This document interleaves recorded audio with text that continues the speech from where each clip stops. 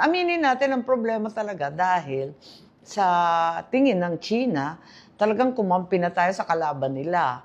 Nagbigay tayo ng 17 base militar sa pakiwari nila, yung EDCA sites. Talagang mainit ang ulo nila.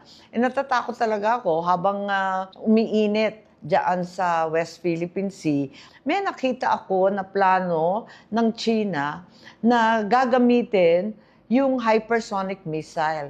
Hindi naman nila iniisip na lulusob dito sa Pilipinas yung katakot-takot na army nila, mga navy nila. Hindi ganoon. Ang plano, air.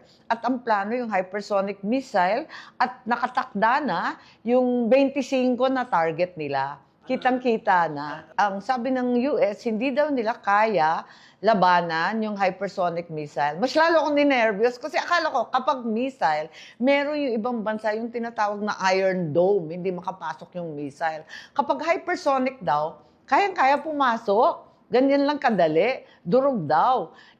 Ano bang klase yun? Kasi sa pagbabasa natin, may mga Brahmin missile na sa Batanes, pati sa Subic. So yung dalawang yun ang uunahin kasama ng Ilocos kasi may mga live fire na balikatan. Katakot nga eh. Ano ba yan? 25 hindi biro-biro yun.